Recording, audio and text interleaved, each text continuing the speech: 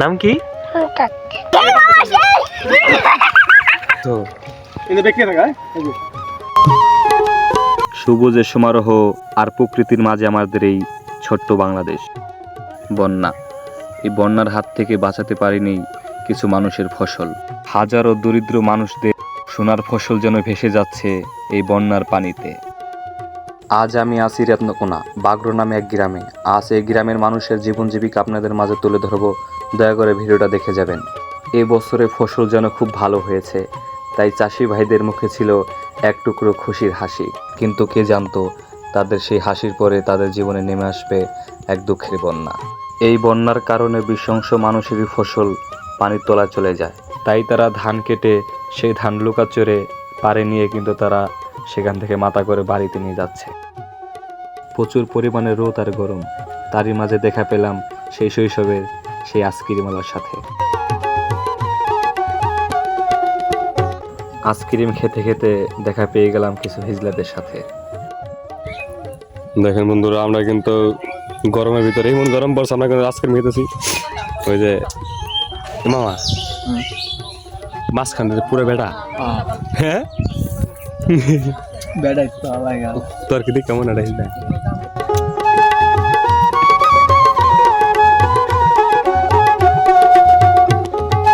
নাম কি তোমার? নাম কি তোমার? হ্যাঁ, নাম কি? মন্টু। কি করো জিগা ভাইয়া?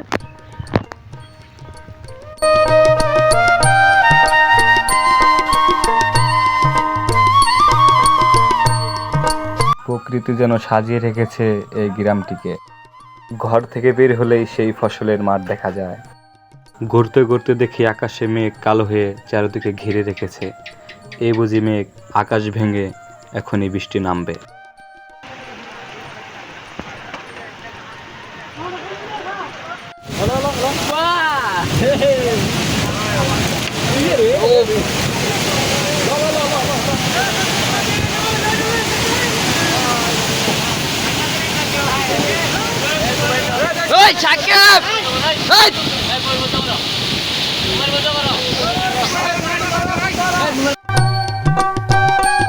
এই বৃষ্টির কারণে কিন্তু বহুত মানুষের ধান কিন্তু পানির তলায় চলে গিয়েছে। চলেন বন্ধুরা, এবার আমরা একটু মাছ ধরে আসি। এই এলাকাতে প্রত্যেকটা বাড়িতে একটি করে পুষ্করণী আছে। সবাই কিন্তু মাছ চাষ করে থাকেন।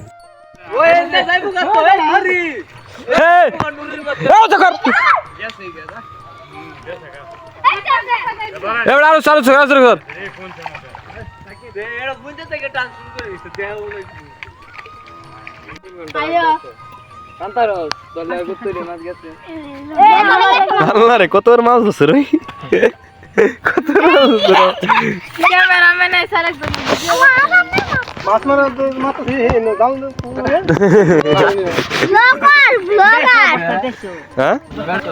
আর সব দিয়ে পারবো না, পাগল না।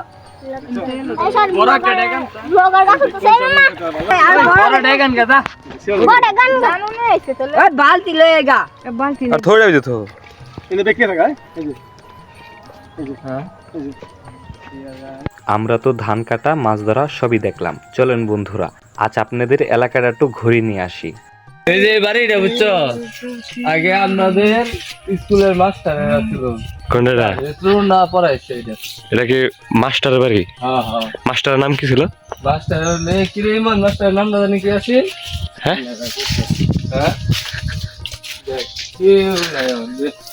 হ্যাঁ, মাস্টারের বাড়িতে নাম আছিল পাগলা। হ্যাঁ পাগলা। এটা আবার কি কি কি নাম? মাস্টার আছে, রাজ্জাক মাস্টার।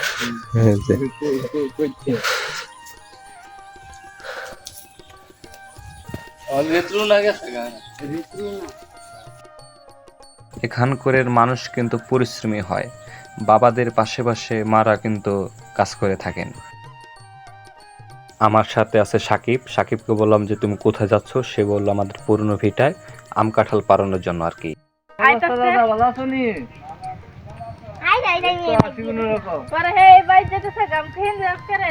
আমরা কি আম পাড়তে যাইতেছি?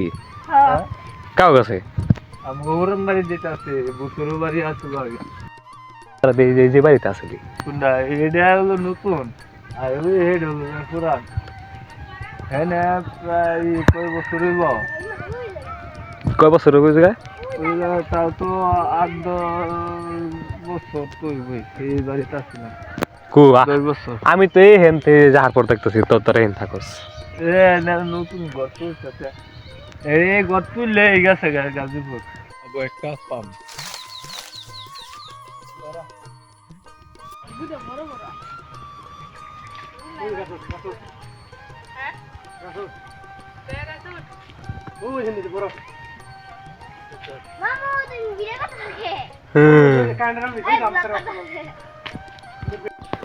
দেন বন্ধুরা কাঁঠাল জমকার কাঁঠাল আল্লাহ রে গাছের পরিমাণ হচ্ছে ঠিক আছে গাছের পাতার পরিমাণ হচ্ছে কাঁঠাল বেশি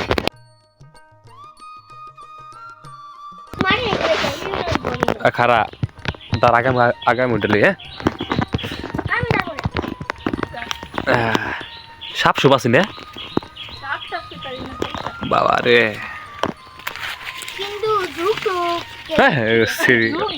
গাছে যোগ খাবো কেমনি ওরে কাঁঠাল রে পড়বি তোরা পড়বি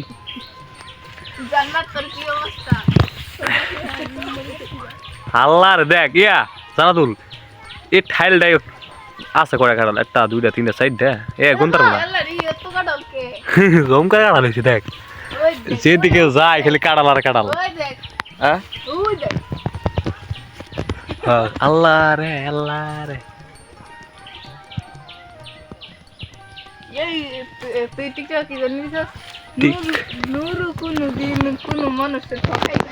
হ্যাঁ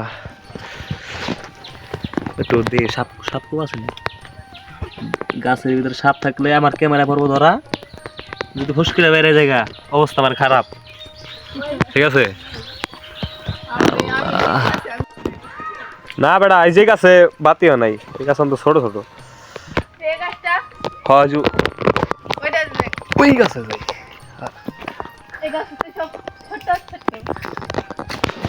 আমি তো কিচ্ছু বুঝি না টিপটা দেখবি থাবড়া দেখি নিগুলা পাকছে টিপটা দেখি আল্লাহ রে কোনটা না আল্লাহ রে আল্লাহ রে দেখ দেখ দেখ দেখ এটা 2 ঠাইলের জাতা পইরা আল্লাহ রে বাইর করবো কেমনি কাঁঠালটা বাইর করবো কেমনি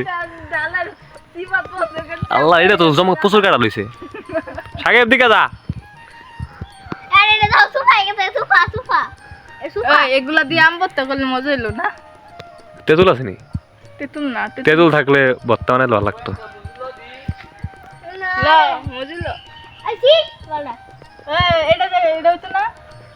সবগুলো কিন্তু মজি না অনেকগুলো ডাবো কোনটা এটা মজি না আমি সব জীবনে খাই না রে আমার অভ্যাস নাই ও ডালে ডালে কাঁঠাল বুঝলাম না এই কাঁঠালটা বাইরে করবো কেমনি হ্যাঁ একটু লড়েও না জানা তুল দেখা দা হ্যাঁ আমরা আম গাছে আছি বাবা তুই আমার মাথা ফেলাইস না তুই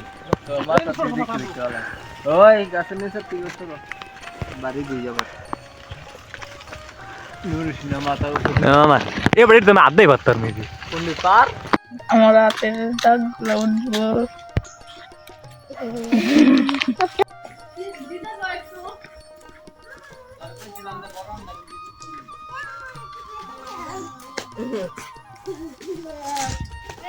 নমস্কার একটা দেখি গাপ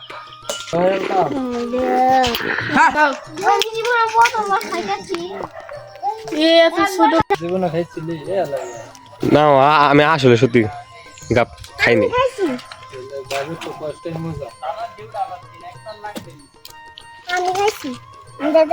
এবার মামুন কাকা কারণ গন্যা রাখে বলি মামুন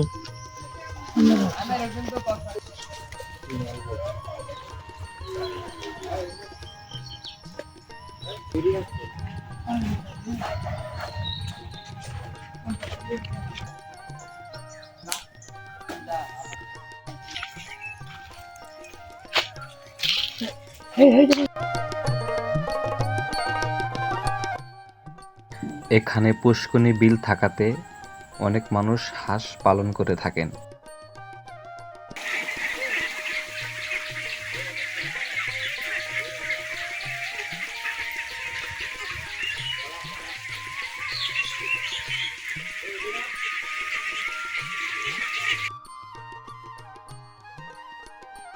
সারাদিন ঘোরাঘুরির পরে আমি আর আমার ভাগনা আজ বাজারের দিকে রওনা হচ্ছি।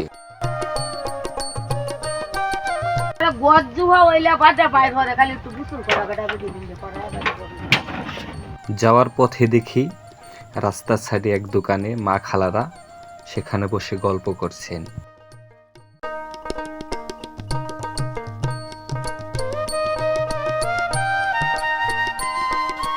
যাওয়ার পথে চোখটা আটকে গেল একটা স্কুল দেখে। মনে হয় কয়েক হাজার বছর ধরে স্কুলটা পরিত্যক্ত হয়ে পড়ে রয়েছে। শোনা যায় এখনো নাকি স্কুলে বাচ্চাদের পড়ানো হয়।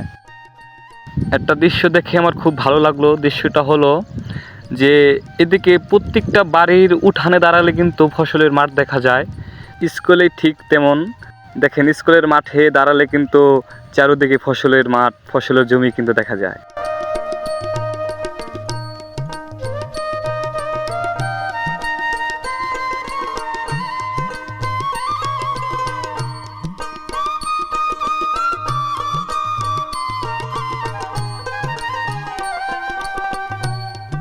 বাজারে যেতে পথে দেখা হয়ে গেল একটি পুরনো শ্মশান ঘাটের সাথে।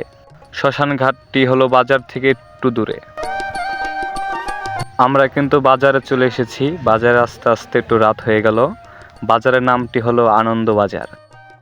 সারাদিনের পরিশ্রম আর ক্লান্ত ভরা শরীর নিয়ে তবুও কিন্তু মানুষ ছুটে আসেন এই বাজারে।